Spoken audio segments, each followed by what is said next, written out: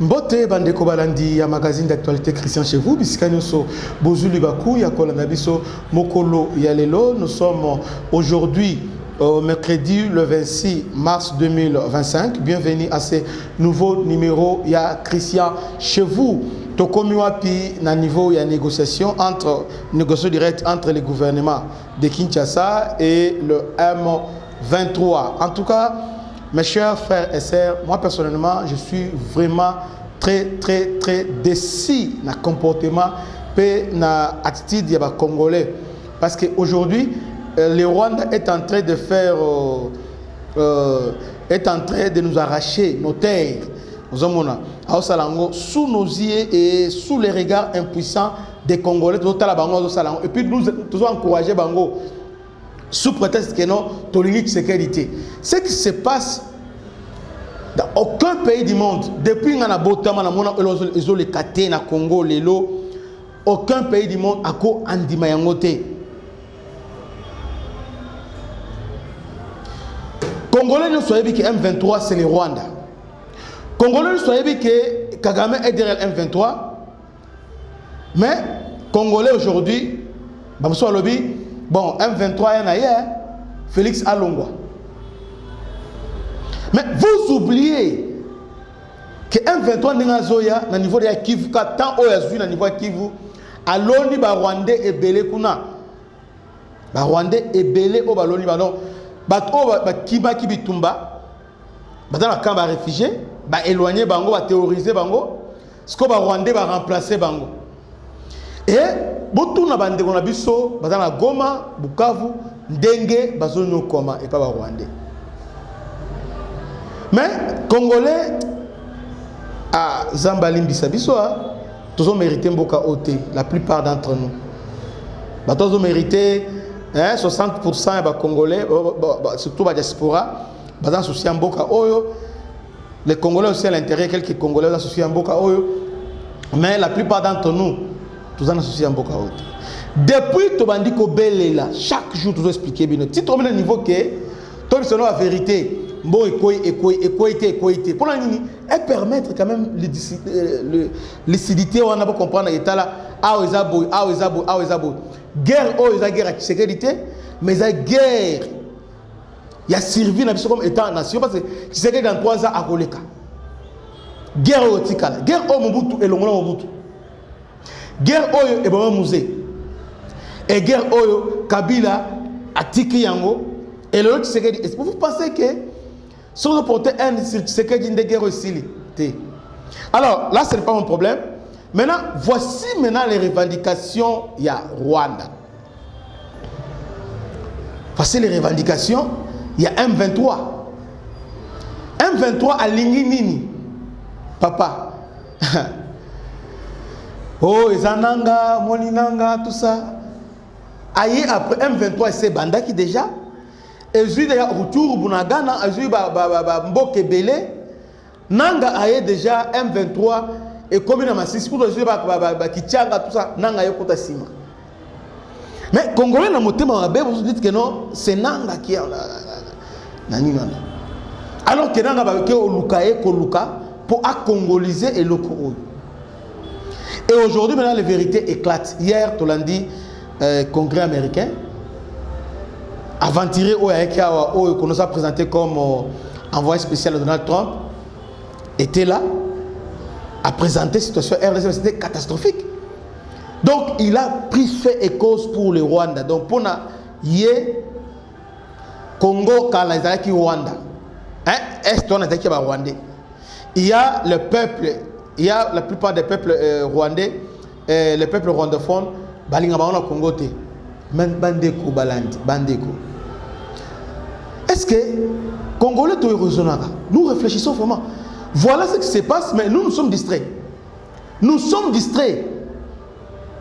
Alors que chaque gouvernement, depuis Kabila à côté du pouvoir, chaque gouvernement, il y a toujours un Tutsi, un ou deux Tutsi. Dans l'entreprise. Et puis aujourd'hui, dans notre armée, et Kolo et l'armée, ce sont des Tutsis. En termes généraux, mais ils vont reconnaître Bangote.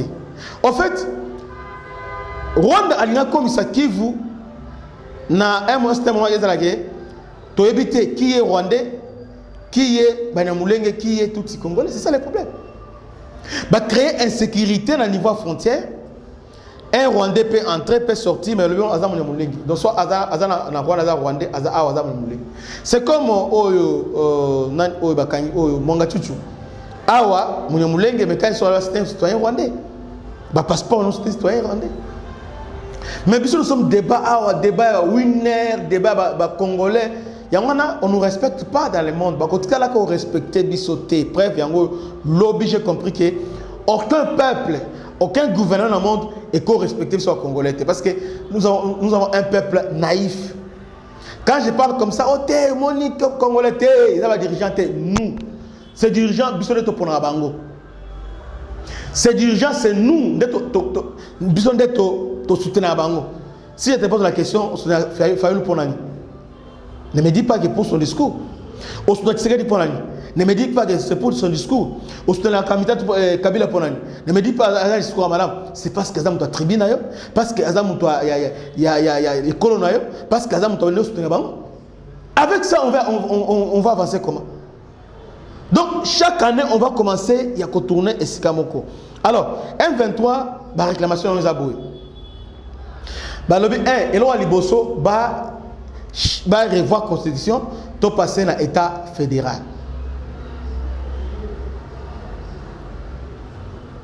C'est-à-dire pour nous, l'état fédéral, ils avaient géré le Congo. Donc Kivu, Nord Kivu, Sud Kivu, Maniema, Ituri et comme État. À ce moment-là, histoire rwandophone, ougandophone. Alors maintenant, et Botsiko Mississa. Parce que tant que vous avez État, alors dans ça la Rwandais va renforcer Rwandais dans le niveau Nord Kivu, Sud Kivu, ça là déjà. Maintenant vous avez autodétermination. Comme ils ont État déjà, vous avez indépendance. Ce sont déjà des États. Dans la minute où vous avez parce que entité régionalisée, vous avez indépendance, c'est autodétermination. Mais État fédéral, vous avez indépendance. Au monde bisika bon biso. Au monde mission à Kabila na Congo. Au monde mission à Nanga na Congo. Au monde mission il y a Bandeko va soutenir Nanga na Congo. Voilà. De deux, Balobi va intégrer Bango na FARDC. J'ai suivi les Américains aussi au Yaya qui a lobby, il faut les intégrer d'une manière ou d'une autre au sein de FARDC. Va intégrer. Maintenant si on va intégrer Bango, va obéir et pas à Nani. Parce que là tu as Bango Ougandais bazali, Rwandais bazali, Kenya bazali. Alors dans Mboka, le corps le plus discipliné c'est l'armée. Lorsque notre armée est déjà à 3 têtes, alors maintenant, ils vont obéir à qui? Nous avons l'expérience avec 1+4, CNDP, les Américains s'ils veulent, et les autres, s'ils veulent résoudre les problèmes, tout de manière sur l'intégration, brassage, tout le monde parce que éprouver la limite. Ces gens-là disent que intégrer à niveau Nord Kivu, Sud Kivu, Batikalawana. Alors c'est pratiquement impossible. Là on n'a rien fait. Vous voyez? Là on n'a absolument rien fait. De trois, Balobi va intégrer sur le plan politique. C'est-à-dire, il y a des gens dans Mboka Oyo, il y a besoin à Salaba Fortelo, Rubewa, Moïse Rogabo, Kabila et les autres. Donc, il suffit de créer une rébellion, alors d'intégrer son ministère, son alors les autres maintenant, Bobundana. Est-ce que Mboka Nini Oyo est cause à la bombe? Alors, si aujourd'hui, Babikolo Nyonso va télémisco va revendiquer le Koana. Parce que ça fait au moins 30 ans Oyo, Rubewa, Nyorgabo, Sunzu, ils sont ceux qui sont devenus aujourd'hui parce qu'ils ont pris les armes. Maintenant, Bissou va aussi armé. Quand est-ce qu'on sera le ministre? Quand est-ce qu'on va se dire à poste à Minene? C'est un peu ça. À un moment donné, il y a une population totalement athée. Et là, on va dire ce qu'il y a au passé. D'ailleurs, ce qu'il y a dans l'esprit, dans la minute Oyo. Félix, dans la minute Oyo. So, au tangi moté, dans la tangi, dans l'esprit, dans l'esprit. Azo semble bien mamouri ni bang bang donc 2028 à Kende. Yemoko. Azo li non parce que à comprendre que à mi côté l'homme azo mo défendre congolais mais congolais aza alingi amiti kalawana. Je vous garantis ça. On lui Félix de mon hein? A comme te même attends moi c'est à bondelier bufukami. A olinga monte. A osala monte. Lui-même ne fera pas ça. Il ne fera pas ça. Il va vous laisser 2021. Alors, nous, on n'aura que les pour plaire. Parce que Oya Koya, on a bien, abandonné travailler dans un tel, si à tché mais contentement, au caméra, frustré, frustration côté, à côté Zamba, à Zuminduki, abandonné au bon. Tout le monde est à zéro. Ça sera comme ça des années. Alors, il réussit tout Koufa, Bana Bissau Botami, Mboka Ibongite. C'est ça que vous voulez. Seul Moutro qui pouvait arranger ça, c'est Félix. Mais malheureusement, il peut s'embrouiller avec entourage. Et aujourd'hui, maintenant, à comme maintenant, en tout cas, à l'objet Kindika. Parce que les Congolais passent. Est-ce que vous voyez l'effort au Moutro à Sali? Et puis vous êtes en train de comprendre comment on détruit ces efforts. Il a fait des efforts énormes pour former l'armée. Mais Kabila qui vient, bon, côté de Zamba, mon commandant Moutoubatia, on a ébi aller, bon, on va aller, abandonner troupes, qui na guerre boé, commandant corrompre, accueillir, on a toujours autant de personnes, besoin de la troupe boé, accueillir bino comme, besoin d'un abattoir, bongo. Maintenant, les Congolais, ils vont perdre. Ils vont perdre. Maintenant, ils ont gâté l'armée des Aïe. Bon, dites-moi, tant que tu sais qu'il y a du pouvoir, à sali armée naïe ou bien à continuer l'armée ou à Koutaki. Armée, ils ont pilier en Boka. Tous les présidents au Baroya vont travailler à la FARDC. Vont travailler à la FARDC. Mais si le lobby soit congolais, on va monter envers la FARDC. Tout soutenir bangote harmonie mais quand on vous dit que Kabila est étranger alors Kabila c'est lui qui fait tout ça tout comme il appelé le talandé na minute muké na espace à 30 la mboka par terre désorganisé tous on maintenant la case de départ Kabila église catholique. Ok, on est là, chacun aura qui sait pour plaire.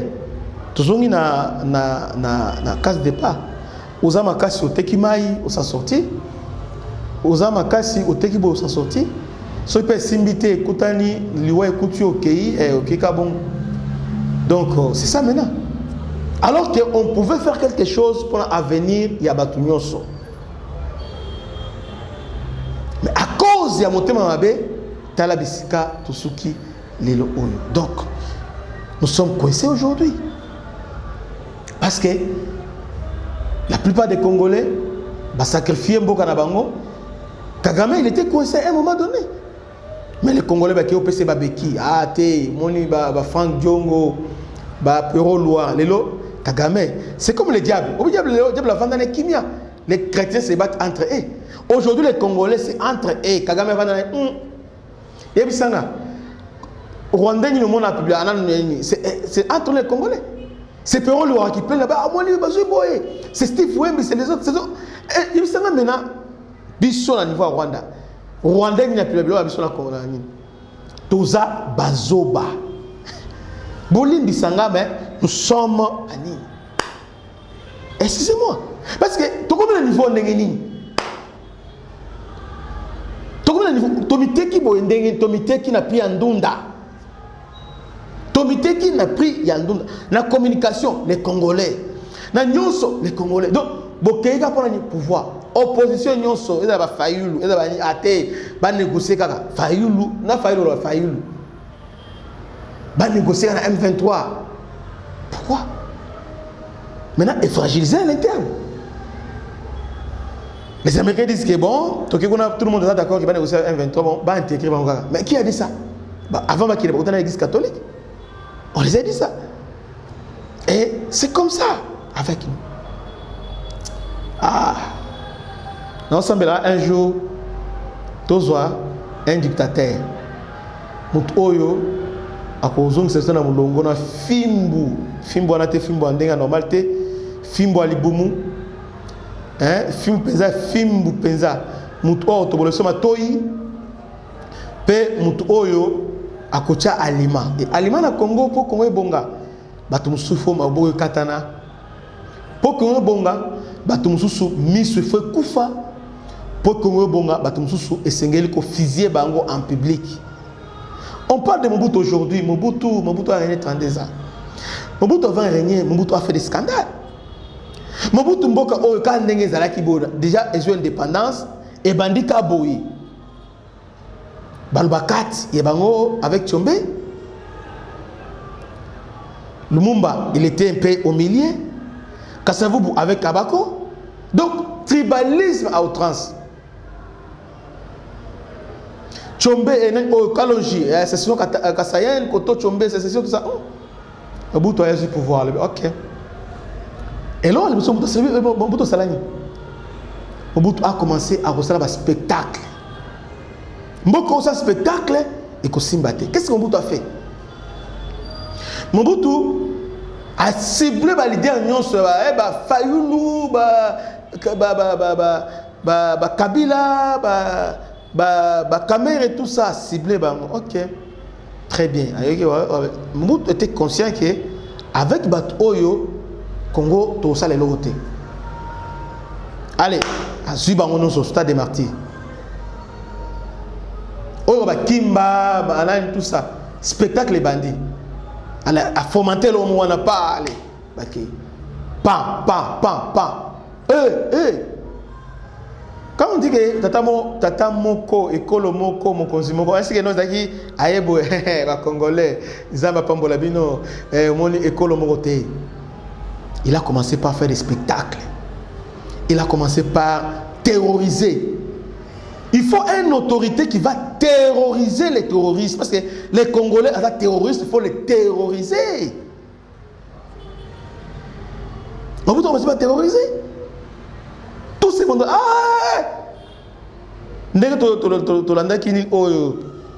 Publicité qui s'envoie. Colonda. Donc, le gars, passe tout qui m'a dit. À partir de là, Abako et Koufi. Paul Mumba Koufi. Bamoulé ba côté Zamba bakay. OK, négociation à 20 négociation. OK. Négociation yaka. Moulé payé à Sepeli, bakati Brazzaville aïe OK. Participer très bien aïe quand tchatch bayambi quand ici aïe pas. Basala ilongo basala te bakanga peza boy na jeep 0 même jour 0 na jeep abalisko balusa esko jeep bango zo balusa de babomaye biloko ya sala batu nde bazongise même jour babomaye. C'est comme ça que Mobutu a terrorisé ces gens-là. Kimia, écoute. Alors, question oyo il y a Rwandais et Bandi Leloté. Mobutu avait ça aussi. Mobutu, parce que nous avons toujours Bandi Reso, Kabila le père. Kabila le père a une alliance avec Tutsi, c'est Rwanda, va attaquer Rwanda. En retour, va aider à attaquer Mobutu.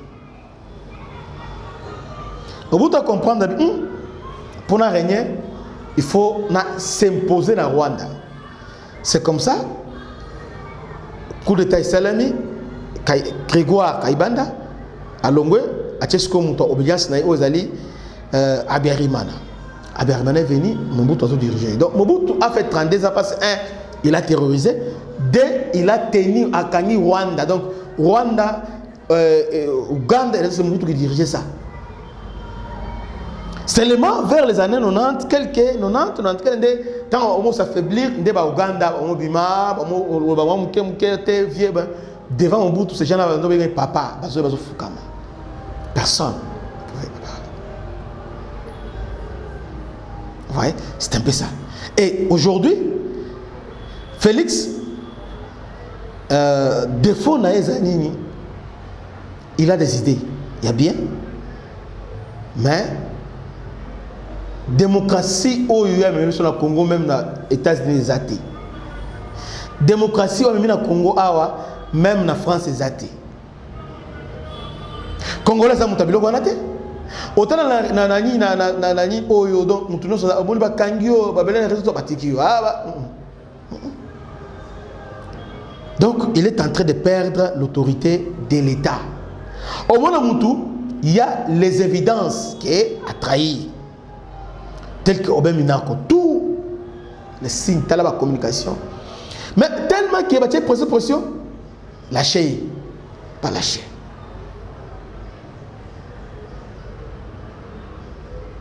Patient Basaï Bazalaki, voleur, patient Basaï, voleur, il y a au Geoffrey. Akima, et puis il rapport à patient Basaï, Monoko Rouge, on a Claudel Lubaya.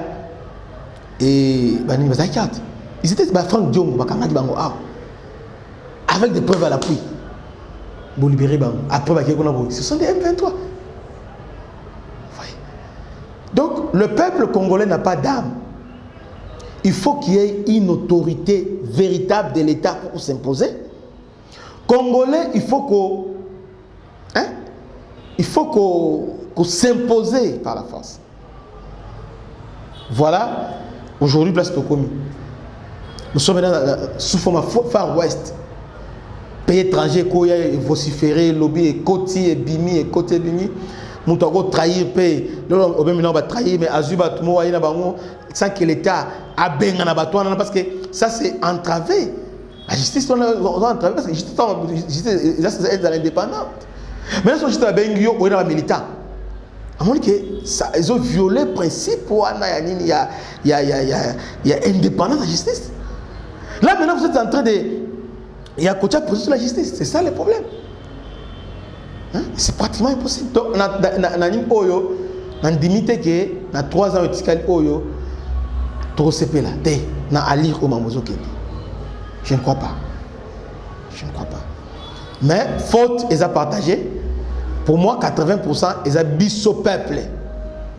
20% maintenant, tu as dirigeant. Parce que bisso, pendant ce temps, tu es limité. Tu es allé de l'autre côté. Nous sommes là qui.